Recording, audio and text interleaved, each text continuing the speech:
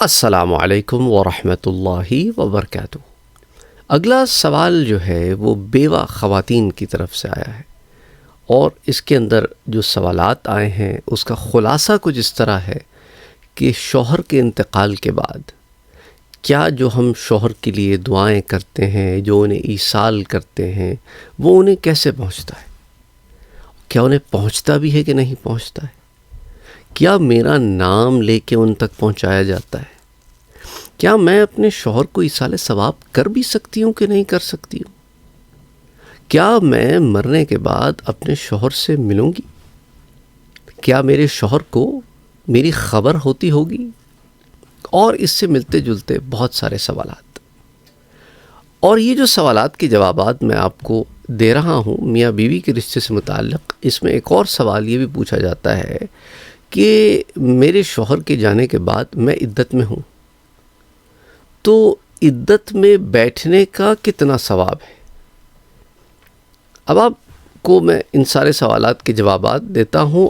Start کرتا ہوں آخری سوال سے کہ شوہر کے جانے کے بعد عورت ایک غم میں آتی ہے، اور وہ غم جو ہے اس کا اندازہ صرف وہی کر سکتا ہے جس پر گزرتی ہے، تو ہم اس کو کسی طرح سے ناپ تول نہیں سکتے، کیونکہ غم جو ہے وہ کوانٹیفائبل نہیں ہے، اس کی آپ کوانٹٹی نہیں ڈیفائن کر سکتے، اس کی ایک کوالٹی ہوتی ہے۔ اچھا، بعض لوگ غم سے جلد باہر آ جاتے ہیں، اور بعض لوگوں کو غم سے باہر آنے میں وقت لگتا ہے۔ بعض لوگ فوراً غم میں نہیں جاتے کیونکہ وہ اسٹیٹ آف شاک میں ہوتے ہیں، اور اس کے بعد گاہے بگاہے غم ان پہ اوور ویلم ہوتا ہے۔ بعض لوگ جو ہے وہ غم میں چلے جاتے ہیں، لیکن ان کا غم بہت لانگ لاسٹنگ ہوتا ہے کہ تھوڑے دنوں کے بعد وہ غم انہیں اسٹرائک کرتا ہے۔ کبھی کبھی انیشلی وہ اپنے آپ کو صبر میں لے آتے ہیں، لیکن لوگوں کی تلخ باتیں اور زندگی کی تلخ حقیقتیں انہیں غم میں مبتلا کر دیتی ہیں۔ یہ زندگی کے مختلف زاویے ہیں، مختلف لوگوں کی زندگی میں مختلف ادوار آتے ہیں، اور مختلف لوگ مختلف حالات سے گزرتے ہیں۔ اس لیے ہم کوئی ون بکٹ فٹ آل کا کانسیپٹ نہیں لے کے آ سکتے، ون سائز فٹس آل کا کانسیپٹ نہیں لا سکتے، یہ تو انڈیویجول کے اوپر آتا ہے۔ اچھا، وہ ایک عدت کا پیریڈ ہے جس میں عورت جو ہے اس کا ایک پروسیس ہے، اس کی تفصیلات ہم پہلے بھی آپ سے ڈسکس کر چکے ہیں، لیکن وہ جو ایک ٹائم فریم ہے جس میں عورت کے لیے ایک سیلف ریفلیکشن ہوتا ہے، اور اس کے ساتھ ساتھ عورت جو ہے وہ اللہ سبحانہ و تعالیٰ کے سے اپنے آپ کو یعنی جوڑنے کی ایک کوشش کرتی ہے۔ عموماً وہ دعائیں کرے گی، نماز کی طرف اس کا رجحان زیادہ بڑھ جائے گا، قرآن کریم کی تلاوت وہ بڑھ جائے گی، دین کی طرف رجحان بڑھ جائے گا، شوہر کے لیے دعائیں وہ ان میں کثرت آ جائے گی۔ یہ سارے معاملات دیکھنے میں آتے ہیں عام طور پہ۔ تو اب آپ یہ دیکھیں کہ آپ عدت میں کیوں جا رہی ہیں؟ سمپل ایز دیٹ، کیونکہ اللہ کا حکم ہے، سمپل ایز دیٹ، کوئی لمبی چوڑی بحث نہیں۔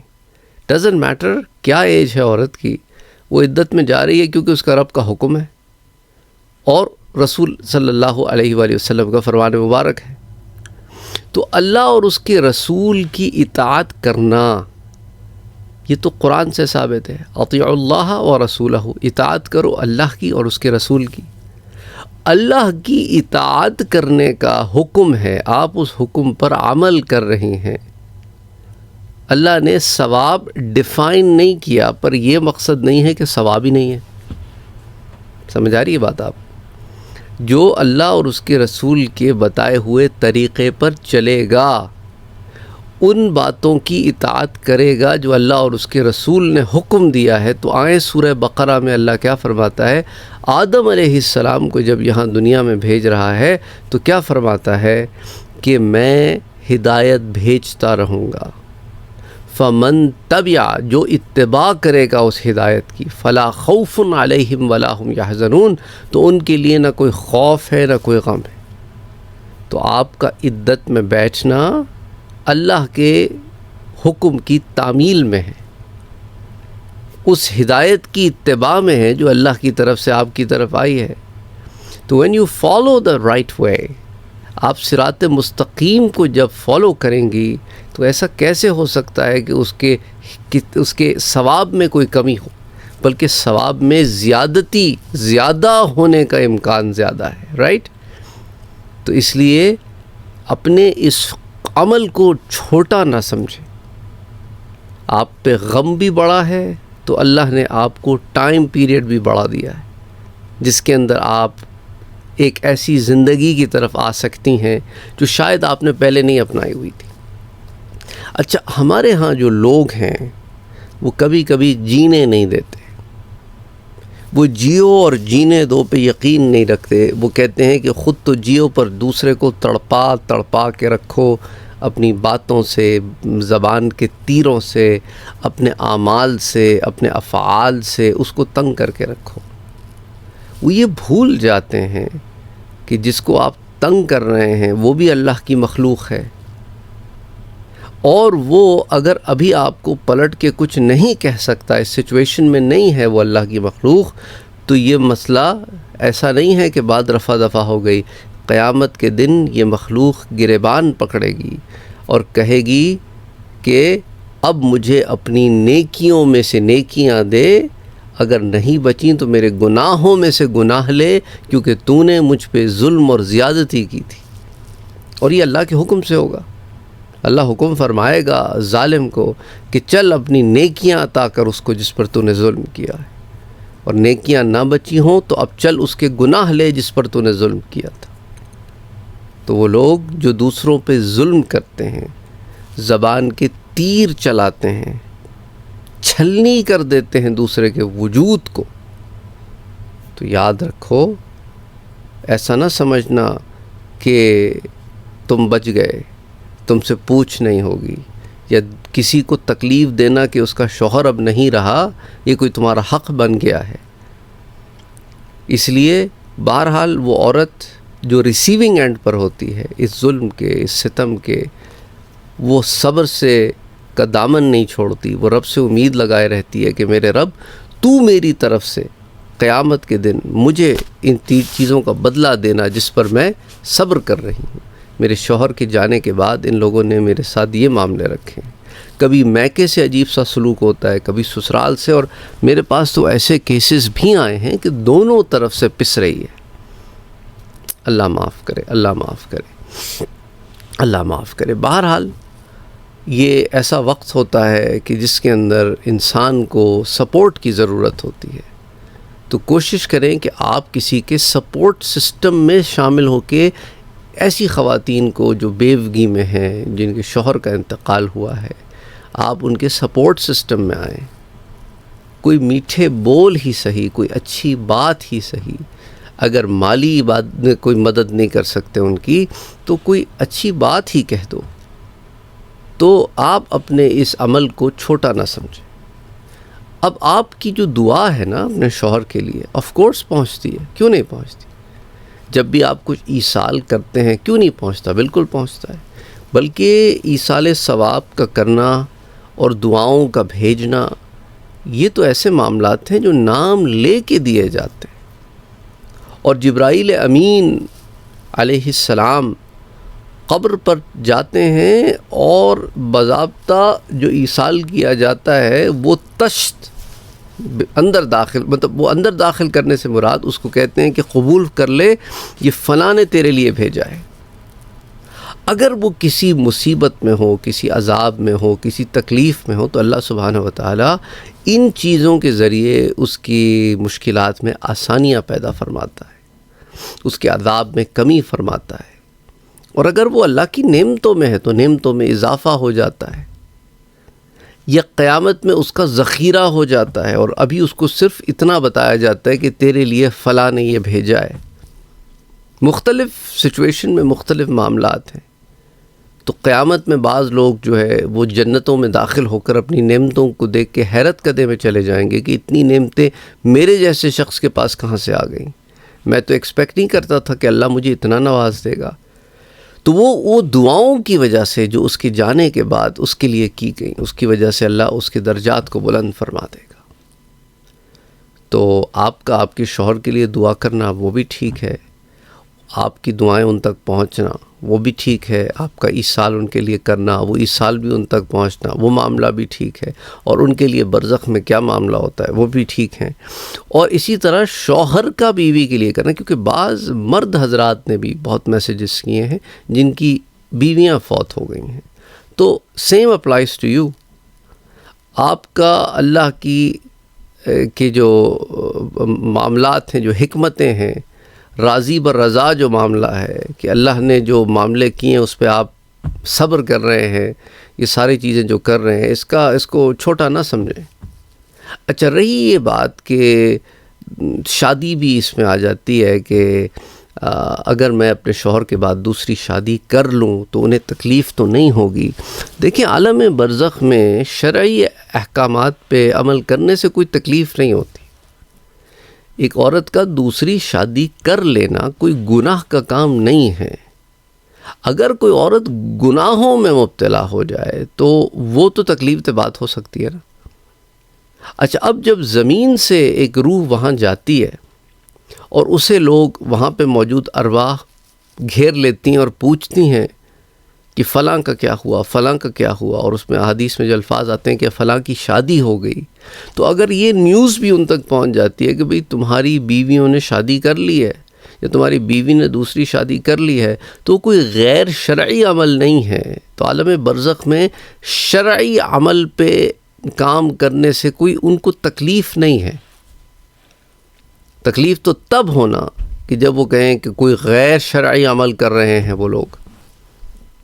سمجھ آ رہی ہے بات آپ کو؟ تو وہ دنیا کے معاملات نہیں ہیں، وہاں برزخ میں یہ روحانی معاملات ہیں.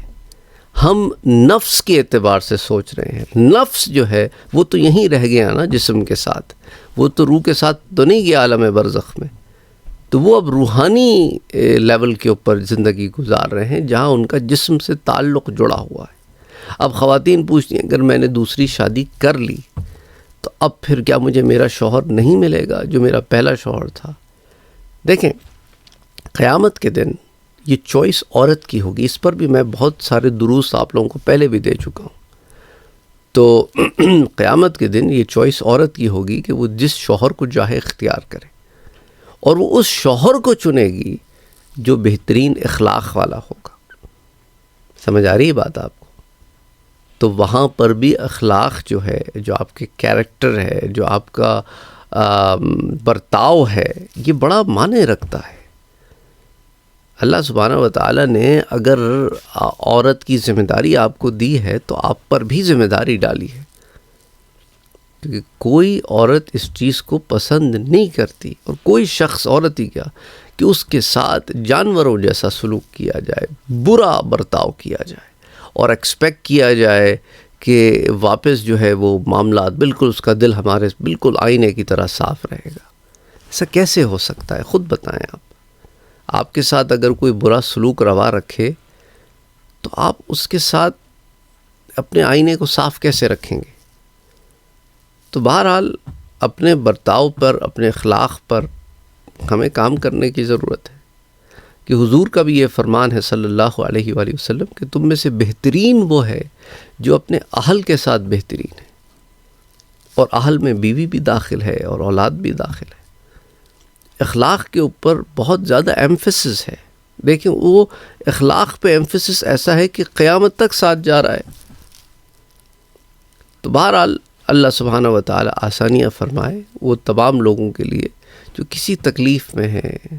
اللہ سب کی مغفرت فرمائے جو چلے گئے، اور جو ہیں اللہ ہمیں نیک اعمال کرنے کی توفیق عطا فرمائے، اور ان نیک اعمال میں استقامت عطا فرمائے. رمضان المبارک کا بابرکت مہینہ ہے. آپ یہ درس سحری کے ٹائم پہ بھی سن رہے ہو سکتے ہیں، کسی دو نمازوں کے درمیان کے وقت میں بھی، یا ہو سکتا ہے افطار کے بعد، افطار کے وقت، تراویح کے بعد، کسی بھی وقت سن رہے ہو سکتے ہیں. رمضان المبارک کا دن ہو یا رات ہو، یہ رحمتوں کا، برکتوں کا مہینہ ہے. اس میں دعاؤں کی کثرت رکھیں اور رب تعالیٰ پہ بھروسہ رکھیں. دیکھو، اسی کی ذات ہے، وہی ذات ہے جو عطا فرماتی ہے، وہی عطا کرنے والا ہے، کوئی اور عطا نہیں کر سکتا. تو جب عطا کرنے والا ہی وہ ہے تو مانگنا بھی اسی سے ہے. تو جب اسی سے مانگنا ہے، وہ کہتا ہے کہ ادعونی استجب لکم، مجھ ہی سے مانگو، مجھ سے مانگو، میں تمہیں دوں گا۔ جب وہ کہتا ہے میں تمہیں دوں گا تو بھروسہ رکھو۔ اب وہ یہ ضروری نہیں ہے کہ وہ تمہیں بتا کے دے، وہ بتا کے نہیں دیتا، وہ انعامات کی بارش کرتا ہے، پھر تمہیں خبر بھی نہیں ہوتی کہ کہاں سے انعامات آ رہے۔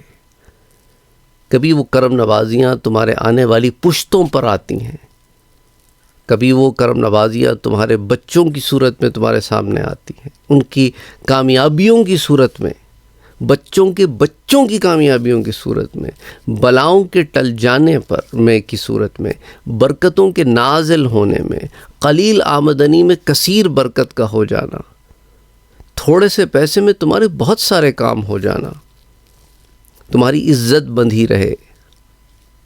بہت سارے معاملات ہیں جس کے ذریعے اس کی برکتیں نازل ہوتی ہیں، وہ دعاؤں کو قبول فرماتا ہے، اور آخرت میں ذخیرہ تو ہوتی ہی ہیں۔ تو اللہ سبحانہ و تعالیٰ سے امید رکھو، اللہ آسانیاں پیدا فرمائے گا، اور نا امید نہ ہونا کہ لا تقنطوا من رحمت اللہ، اللہ کی رحمت سے نا امید نہ ہونا۔ اس سے مانگتے رہو، اسی کے آگے اپنی عرض رکھتے رہو، گڑ گڑاتے رہو، اسی کے آگے اپنے سارے معاملات رکھو، کہ باقی ساری دنیا تو پھر غیر ہے نا، رب اور پالنہار تو وہی ہے، اسی کی طرف سے آئے ہیں، اسی کی طرف لوٹ جانا ہے۔ تو جب لوٹنا اس کی طرف ہے، آئے اس کے پاس سے ہے، تو پھر تعلق بھی اسی سے جوڑنا ہے۔ ایکم احسن عملا کا جو معاملہ ہے کہ تم میں سے کون اچھے عمل کر کے لوٹتا ہے، تو ہم نے تو اپنے عمل کا جواب دینا ہے، ہم نے اپنے عمل کا جواب دینا ہے، دوسروں کے عمل کا ہم نے تو جواب نہیں دینا۔ تو اپنے اوپر کانسنٹریٹ کرو کہ ہم کیا لے کے جا رہے ہیں، ہم نے اپنی حاضری پہ اپنے اعمال کا جواب دینا ہے، اپنی زبانوں کا جواب دینا ہے کہ ہماری زبانیں کتنی تھی، کیسی تھی۔ اچھا، بعض دفعہ لوگ جو ہے انفارچونیٹلی، اس میں بیوہ خواتین کو بھی ایڈریس کر رہا ہوں، ہم سے بھی زیادتی ہو جاتی ہے۔ ضروری نہیں ہے کہ ہم دودھ کے دھلے ہیں، یا ایک غم آنے کی وجہ سے یہ نہیں ہے کہ ہمیں ہر چیز کی کھلی چھوٹ مل گئی ہے۔ تو کبھی یہ ہوتا ہے کہ ہم بھی زیادتی کر بیٹھتے ہیں، تو زیادتی نہیں کرنی آپ نے بھی زیادتی نہیں کرنی۔ If you do not want to be on the receiving end, اگر آپ ریسیونگ اینڈ کے اوپر نہیں ہونا چاہتے تو آپ دوسری طرف بھی نہ ہوں کہ آپ زیادتی کر رہے ہوں اور آپ بہانہ یہ بنا رہے ہوں کہ میں تو اب بیوہ ہو گئی ہوں۔ تو بیوہ ہونے کا مطلب یہ نہیں ہے کہ اب آپ کو ہر چیز کا لائسنس مل گیا ہے۔